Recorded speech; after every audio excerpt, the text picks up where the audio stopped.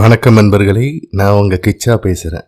மீனாட்சி பாட்டியும் காமாட்சி பேத்தியும் 8 பவுன் ரெட்டை வடை சங்கிலியும் ஒரு சுவையான மெய்சிலிருக்கும் சம்பவம். அந்த சம்பவம் பற்றினது தான் இந்த பதிவு. அந்த சம்பவம் பற்றி மேலும் நம்ம தெரிஞ்சுக்கிறதுக்கு முன்னால் நம்ம சேனலை இது வரைக்கும் சப்ஸ்கிரைப் பண்ணாதவங்க கண்டிப்பாக பெல் ஐகான் கிளிக் பண்ணுங்க, சப்ஸ்கிரைப் பண்ணுங்க. அன்று காமாட்சி அம்மன் கோவிலில் அவ்வளவாக கூட்டம் இல்லை. காலை 11 மணி. வழக்கத்தை விட நேரமாகிவிட்டதால் பேத்தியுடன் கோயிலை நோக்கி வேகமாக நடையை கட்டினாள் மீனாட்சி பாட்டி.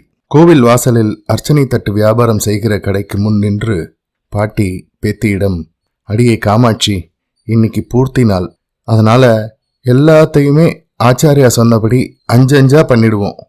நீ என்ன பண்ற? அர்ச்சனைக்கு 5 தேங்காய், 5 ஜோடி வாழைப்பழம், வெத்தலைப்பாக்குன்னு எல்லாமே 5 வாங்கிட்டு ஓடிவா பார்க்கலாம் அப்படின்னு சொல்லி காசை கொடுத்து அனுப்பினாள் மீனாட்சி பாட்டி. பாட்டி சொன்னபடியே காமாட்சி வாங்கி வந்தாள். அம்பாளுக்கு அர்ச்சனை பண்ணி கண்களில் நீர் மல்க பிரார்த்தித்து கொண்டாள். பாட்டி அம்பாள் கிட்ட, அம்மா காமாட்சி, உன்னதாண்டி அம்மா பூர்ணமா நம்பின்னு இருக்கேன். உன்னையும் சுவாமிகளையும் விட்டா வேற கதி நேக்கு இல்லையேடி. நீதான் எப்படியாவது அந்த 8 பவுன் ரெட்டை வடை சங்கிலிக்கு ஏற்பாடு பண்ணி தந்து பேத்தி கல்யாணத்தை நல்லபடியா முடிச்சு வைக்கணும். பாட்டி விசும்ப பேத்தியும் விசும்பினாள். பாட்டி முன் செல்ல பேத்தி பின்தொடர இருவரும் பிரகாரத்தை வலம் வர ஆரம்பித்தனர். 4வது பிரதட்சணம். வடக்கு பிரகாரத்தில் வலம் வந்து கொண்டிருந்தனர் இருவரும். பாட்டி பாட்டி பாட்டி! பேத்தியின் உயர்ந்த குரலை கேட்டு திரும்பி பார்த்த பாட்டி ஆத்திரத்தோடு, ஏன் இப்படி கத்துற? என்ன பறிப்பை எடுத்து நோக்கு என்று கடுகடுத்தாள். ஒன்னும் பறிப்போகல பாட்டி, கிடைச்சிருக்கு. இப்படி ஓரமா வாயேன் காட்டுறேன் என்று சொல்லி பாட்டியை ஓரமாக அழைத்து போய் தன் வலக்கையை திறந்து காண்பித்தாள் பேத்தி காமாட்சி. அதில் முகப்புடன் கூடிய அருந்த இரட்டை வட 8 பவுன் சங்கிலி. ஏதடி இது? பாட்டி ஆச்சரியத்தோடு கேட்டாள். பேத்தி, நோக்கு பின்னால குனிஞ்சுண்டே வந்துட்டு இருந்தேன். அப்போ ஓரமா கிடந்த இந்த சங்கிலி கண்ணில் பட்டது. அப்படியே லபக்குன்னு எடுத்துட்டேன். ஒருத்தரும் பார்க்கல.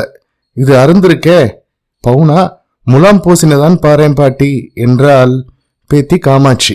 அந்த இரட்டை வட சங்கிலியை கையில் வாங்கி எடையை தோராயமாக அனுமானித்த பாட்டி, பவுனா தான் இருக்கும்னு தோன்றுது.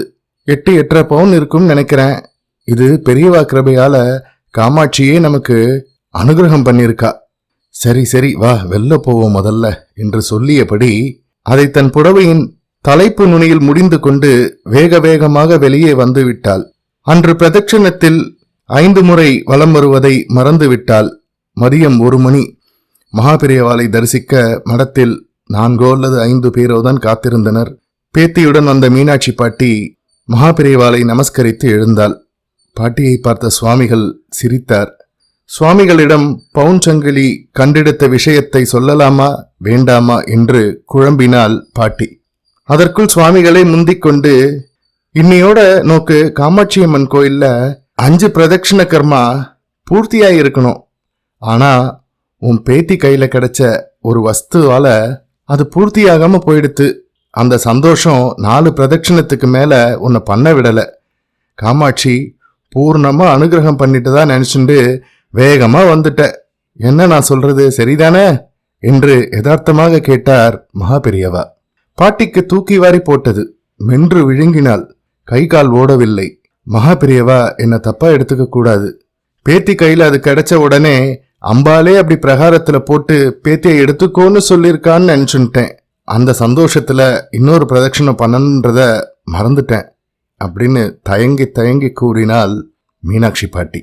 உடனே மகாபெரியவா, அது மட்டும் மறந்துட்டிய ஒழிய அந்த வஸ்து எடுத்துட்டு போய் காசுக்கடை ரங்கு பத்தர்கிட்ட போறதுக்கோ அருந்ததை பத்த வைக்கிறதுக்கோ மறக்கலையே நீ என்று சற்று கடுமையாக கேட்டுவிட்டு, அது போகட்டும், எடை போட்டியே சரியா 8 இருந்தது இல்லையா என்று முத்தாய்ப்பு வைத்தார் மகாபெரியவா.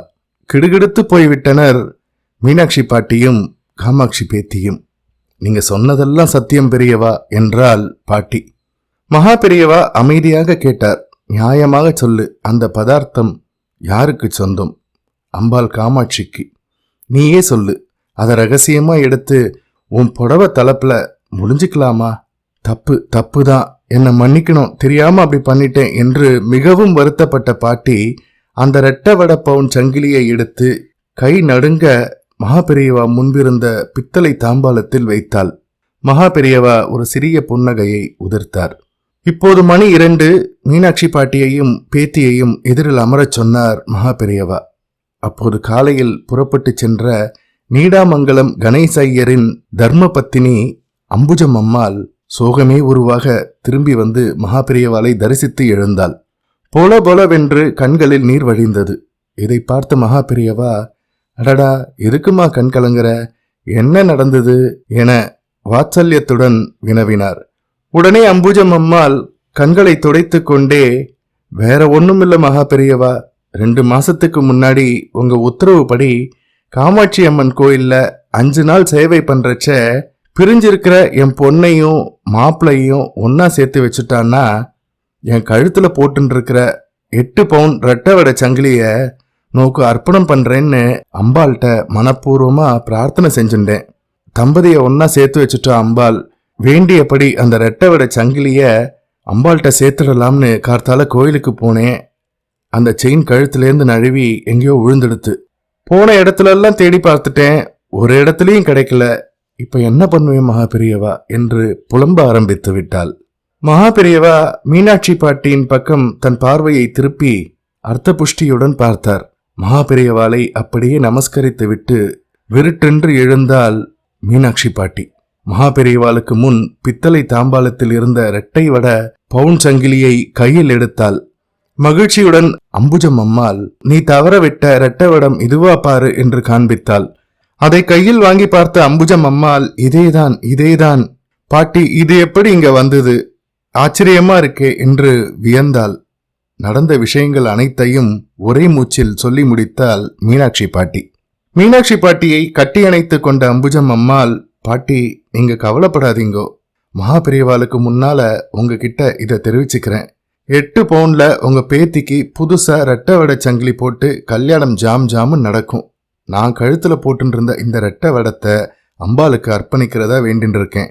இன்னைக்கு சாயந்தரமே உங்களையும் பேத்தி காமாட்சியையும் இந்த ஊர் நகை கடைக்கு அழைச்சிட்டு போய் 8 பவுன் ரெட்டை வடை சங்கிலி ஒன்று வாங்கி தரேன். அதோட கல்யாண செலவுக்காக 5000 ரூபாய் தரேன் என்று ஆறுதல் அளித்தாள் அம்புஜம் மாமி. மகாபெரியவா இந்த காட்சியை பிரத்யட்ச காமாட்சியாக அமர்ந்து பார்த்து கொண்டிருந்தார். அனைவரும் மகாபெரியவாளை நமஸ்கரித்து விட்டு எழுந்தனர். மகாபெரியவா மீனாட்சி பாட்டியை பார்த்து, இன்னைக்கு நீயும் உன் பேத்தியும் கோயில்ல 5 பிரதட்சணம் பண்ணல, சாயந்தரமா போய் 5 பிரதட்சணம் 5 நமஸ்காரம் பண்ணி அம்பாளை பிரார்த்தனை பண்ணிட்டு வாங்கோ என்று விடை கொடுத்தார். மீனாட்சி பாட்டியும் அவள் பேத்தியும் அப்போது அடைந்த சந்தோஷத்தையும் சிலிர்ப்பையும் வார்த்தைகளால் சொல்லிவிட முடியாது. ஜெய ஜெய சங்கர ஹர ஹர சங்கர. இந்த பதிவு உங்களுக்கு பிடிச்சிருந்தா லைக் பண்ணுங்க, ஷேர் பண்ணுங்க, கமெண்ட் பண்ணுங்க. மறக்காம பெல் ஐகான் கிளிக் பண்ணுங்க, சப்ஸ்கிரைப் பண்ணுங்க. நன்றி அன்பர்களே.